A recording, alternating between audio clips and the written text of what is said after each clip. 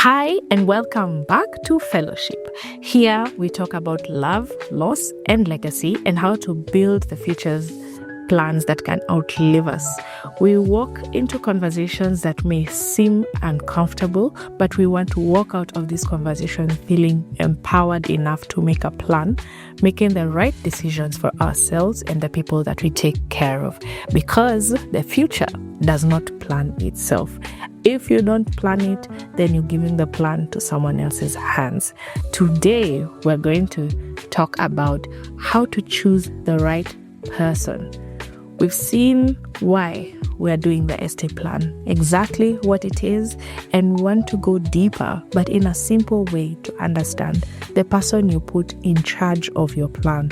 Who do they need to be? Are you trusting them blindly? Or do you understand their full capability in carrying out the plan ahead?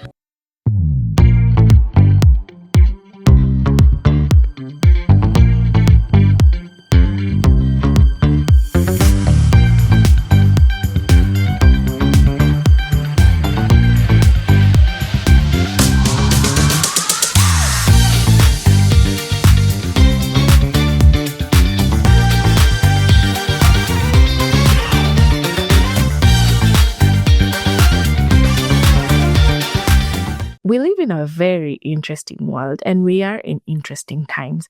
Ever since the women-led active movement of bringing out the feminist, we have seen the diminishing role of the male center figure in families, and we brought in the woman's capacity. But we're not going to center this conversation around women. I am a woman, but I sit to talk to both men and women when they're navigating who becomes the driver. Who do they appoint as the chauffeur of the car that they're buying in the name of an estate plan? How do they navigate? Should they be the trustee? Will this person be an executor? Do I leave this person as the guardian of my children? Does it matter who you name as the person in those three capacities? Can they all be the same person, or do they need to be different?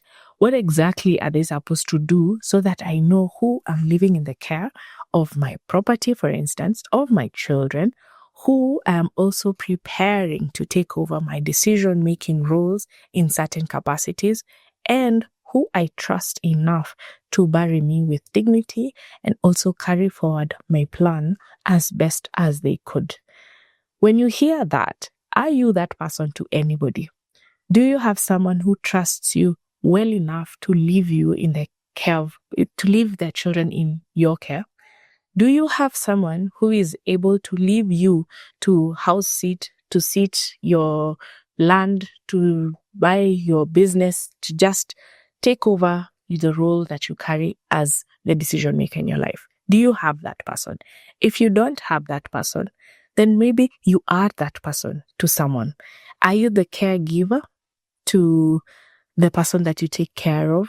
Are you the main decision maker in your family? Are you the influencer in your family? Do you make decisions that allow you to concentrate and forget about the things that you've delegated? Because even delegation is a decision that you're making. When you're navigating that particular role, the particular roles in estate planning, they can be a myriad of roles all in one person, or they can be many roles divided into groups of people. Maybe you want to put them in pairs, you want them to put a board together, or you simply want one person to have the decision-making power. The reason I ask who is that person in your life is because it's automatically assumed that in case one parent dies, the other parent becomes the automatic guardian. If that is the mindset that you have, I will challenge you today that perhaps the other parent will not be able to navigate your children's life by themselves, because the loss of you could send them into a spiral that they are not able to come out of. Or even if they do, they're able to just sustain themselves, especially where you are the breadwinner, where you are also the key decision maker, and you're the one who makes sure that everything is taken care of. So when you think about those issues and you think about the plans that you have around yourself, the plan to drive your car to work or to your next business meeting. You think about the plan to pay your rent. You think about the plan to pay your school fees. You even think about how your children will eat. Maybe you're the preparer of the menu. You're the one who hires the nanny, the housekeeper. You're the one who takes care of the little decisions that your parents need to be dealt with. You're probably the one who does the business decisions in your business. You're the CEO, or you are the one who runs the finances in a particular business. You co-share an investment with someone and they need a joint decision from both of you. When you're choosing the right person needs to be looked at not only through the relationship they have with you, but the personality that they carry, the strengths they have, whether that is emotional strength, they are emotionally intelligent enough to talk to your family without offending them or without disparaging them, and that they are wise enough to know that this is what you meant, words discarded.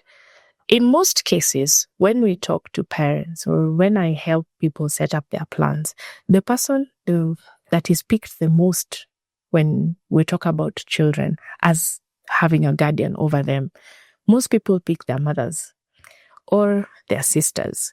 It's almost been led to believe that a woman or a lady is able to take care of children in case their parent is not there.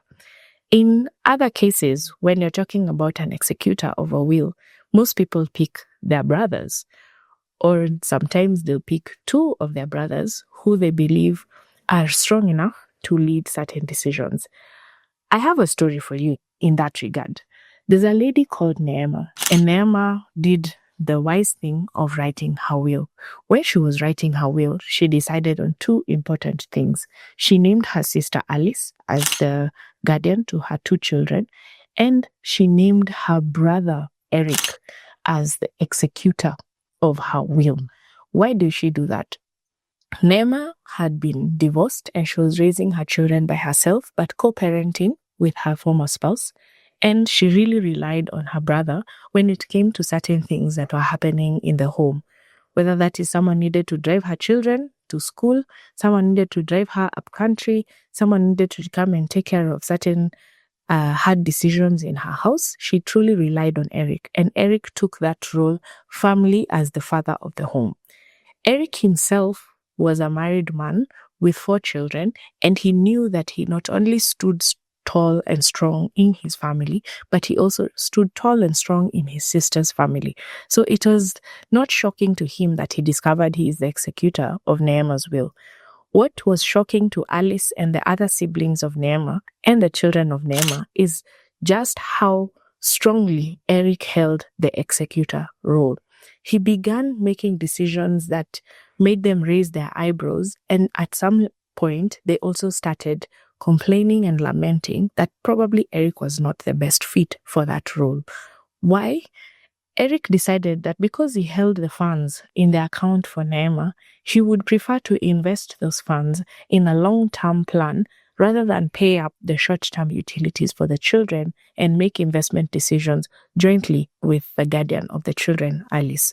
Eric also decided he wanted to move the children out of the house that Neema had, and he would rent out that property so that the income, he would receive it and decide how to give the guardian or to give the children, however he wishes. He also decided that the children would live with Alice. Alice, who was already taking care of her one young baby, she was not married and she was just starting out in life. And probably the main reason Neema chose her as the guardian was because she would willfully babysit Neema's children when and if she needed while they were growing up as they were young. That decision that Eric has made has also sent Alice into a very uncomfortable position. She has to decide where to move into because she no longer has just one child. Now she has to take care of 3 people. She has 3 children, 3 mouths to feed. She then needs to hire a supporting caregiver. She also needs to make a decision on where to live. Will she be able to afford the school fees for Neema's children if Eric continues spending the monies as he wishes. If Eric continues making the decisions on his own without consulting any other sibling of Neema or even their parents, Eric himself felt there was no need to be questioned. He was very clear that he is doing the right thing for the children. But that was his personality trait of being an authoritarian person. He did not want to be questioned ever, something that his spouse knew, but his sisters did not. His sisters depended heavily on the fact that he was very good at making decisions, but they forgot that he could also make decisions around them and the people that they take care of that wouldn't really be befitting. He also does not enjoy consulting. So much as his spouse is silent, she's not the type of person to question him, his sisters are, because they have been empowered to question each other as siblings. But in this circumstance, where Neema has given him the full power and authority to execute her will, who would question him? And even if they do, how likely are they to succeed? Because he holds the key to everything, including the future of the children. So when you're sitting down and deciding, I think I need this person to be the guardian, or maybe this person would work as the trustee. In some cases, as the co-parent of the children or the co-partner in your business, maybe the loss of you sends them into a different direction, or they grieve you enough to want to get rid of anything that reminds them of you. Why would they make a decision that would benefit someone who is attached to you, whether that is your child or your spouse? Let me give you another scenario. You own a company and you're 3 shareholders. You and 2 other people have decided you want to run a particular business. Everybody invests in that company financially and with their sweat equity. But one of the shareholders passes away. They pass away and in comes their spouse. The spouse becomes the automatic shareholder by virtue of going through succession. And now not only is she holding you accountable to everything that you're doing in the business, but she wants to steer it in a different direction. What she has is a voice of a shareholder, so you cannot ignore it. And because you cannot ignore it, you must give her a chance to be heard and a chance to air out her grievances in case she has any. In that moment, the 2 remaining shareholders realize that because there was no plan to the other shareholders' estate, they now have to grapple with the actual realization that this particular spouse becomes the new shareholder in their company and has a voice equal to how they do have that voice. Should she sell her shares? Up to her. Should she change the business angle? Completely up to her. But she has a full and clear voice in that particular company. So when you realize that those are the consequences that are either where you've not created a plan, or you've created a plan and you did not truly decide the person and their capability based off of their personality traits, or maybe the dynamic that they hold in their life. You probably see certain things and you think, well, I don't think those are red flags. Whereas they are red flags that don't affect you, they could affect the people that you take care of or who depend on you. Maybe this person is your eldest sibling. By virtue of being the eldest sibling, they have been given full authority to make a decision on how your land is distributed. If this eldest sibling decides to be laissez-faire and not indulge himself or herself in that decision, they will delay probably a benefit that you would have been enjoying in this day and age. Maybe they live abroad and they just don't see the need to sit down and discuss that 2-acre piece of land that they don't see themselves ever utilizing or needing that value, because to them, it just doesn't make sense enough to give time of day. Yet you live on the land, or maybe you have some property on that land that belongs to your parents. So this particular sibling, much as they were the eldest and therefore by birthright they were given full control over the estate of your parents, they are not treating it with the seriousness it deserves. So in that part of deciding who becomes that decision maker, Is the eldest sibling a rule? Is it a rule of thumb, or is it something that you've done because you're not willing to go against culture and tradition to simply make a plan that would work for your family? You probably have 5 daughters, and in your culture, girls have no say. Or you have 1 son and 3 girls, and in your culture, the son must speak to the girls whether they are younger or older than them. In that regard, are you going to only honor culture and tradition, or do you want to give all your children a fair and equal right to have a voice in the succession plan that you are building? In your estate plan, we navigate those conversations. We talk about when you're sitting down to choose an executor, what exactly does the executor need to do? When you're sitting down to name a guardian, how exactly will the guardian affect your children? When you're deciding who gets to make decisions about where to bury you, where to take your investments, how to protect your assets, who has that capacity to understand this decision you could have made and make the same or a similar decision to how you would have done it? Were you alive, or did you have capacity to make that decision yourself?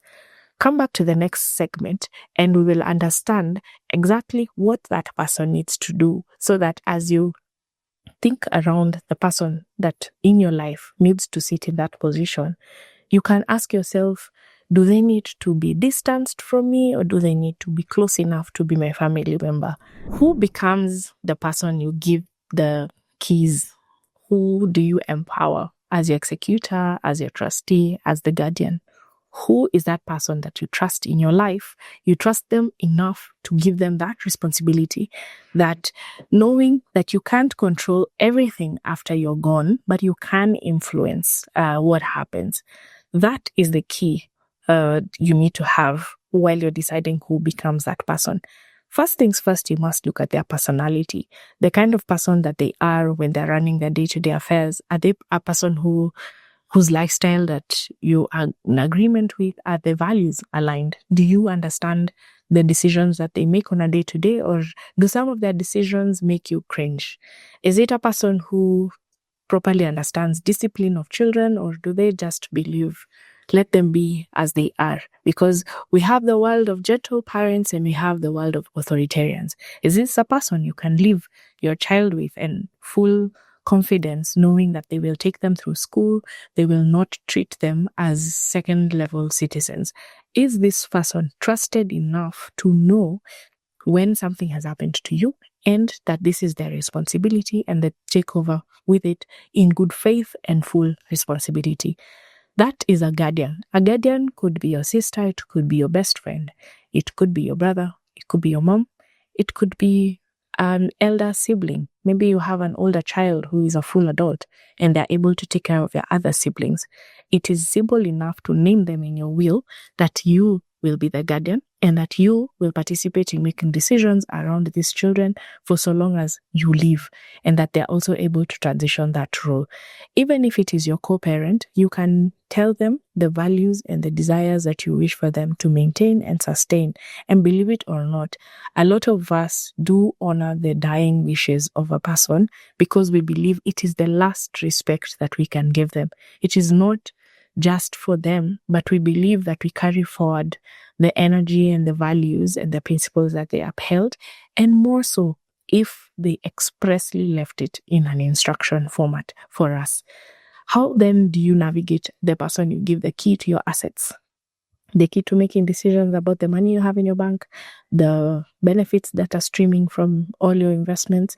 How do you make that decision for yourself? If this person runs the family politics and they run their mouth and they don't decide how these family politics need to be ended, maybe they're not the peacemaker. Maybe they're the influencer of the politics, but they believe that in the chaos they thrive and therefore they will maintain the chaos. That may not be the right person to choose as an executor or as a trustee for your family assets. That person could actually send your family into pure chaos. You also need to look at the things that they value and the hope that they have around their own lives, whether they want to live in the country in the next 2 years. Maybe they want to go and explore different opportunities for themselves. You need to understand how this person has structured their life and allow them to either give you insight by confiding in them that maybe this is a decision you'd like to make and you would want for them to either consent or know that this is a responsibility that may come to them at any point going forward. You need to allow them to see the kind of role that you play. Is this a person who's welcome into your home? Is this a person who you can walk into a business meeting with? Is this a person you trust enough to send to your child's school to represent you? That is a decision maker in your family. Is it a person who is emotionally intelligent enough to deal with the people that you interact with on a day-to-day and help them to see the decision points that you had? Maybe they're able to divest from that decision, or they're able to carry forward your instructions with ease or with at least strength enough to help them make a proper guided decision. That particular aspect of navigating away from a chaotic person is very critical, because a chaotic person, much as you've left a plan, will bring back the chaos. If this person is guided by other influences, you probably choose your sibling before they get a spouse, and then their spouse feels hesitant in allowing their own spouse to participate as a decision maker in your estate. Could they voluntarily reject that role? Is it something that you foresee happening? Is it something that in your family happens? The person that you're choosing to make a decision about where your children go to school, where your money is invested, whether your property gets distributed, whether your property will meet your children when they turn 18, 21, 25, whether this person is going to be a trustee and mentor your children, that person needs to be balanced enough for you now. But you also need to have seen them in their worst possible self as much as possible. Maybe you see them through a loss. Maybe you see them when you're making a tough decision, or when they are met with the most critical of choices. Maybe they landed on a lump sum, a windfall of sorts, and you see the kind of decision that they make. So that when you clearly understand that, then you know the guardrails that you need to put around them. Do you need to create a trust fund so that the trustee can help them utilize the money for the children? Because a windfall of 50 million would actually send them into disarray. Or maybe they're not educated enough to understand certain nuances, and they can be misguided by someone trying to take advantage of them. You seated there in the driver's seat, when you're trying to choose the chauffeur of your brand new vehicle, you also need to look at their qualifications, whether that is education, whether that is by personality, whether that is by family strength, whether that is by family position, or just their psychological disposition, that they're able to navigate life in a way that you admire, in a way that they also present themselves as your kitchen cabinet, and therefore you can leave them in the care of everybody else that you deal with in your lifetime.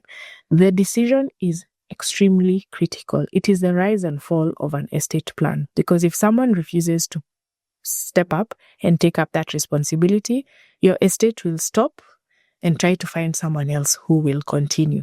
If someone decides they want to step up far enough and distance your own beneficiaries, then your beneficiaries will be disenfranchised and will be left in the wind. You yourself need to sit down as you're writing your will and trying to think about, I don't know if I truly trust you. Talk to that person. Communication is the beginning of an excellent estate plan. They do not need to know the contents of your will.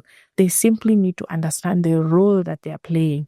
Tell them, you are my potential guardian. Do you think you can take care of my children if anything happened to me? Maybe you're leaving the country and you're leaving the country for 5 years and you don't see a possibility of returning in the next 5 years. You need to leave a will. You need to leave a plan that is able to sustain the things that you've invested in, the people that you are invested in for. If you're going into a business partnership and you don't understand your partner's influences, you probably need to set up a shareholders plan. There you can tell yourselves how and what happens in case one falls sick, one loses their memory, one passes away.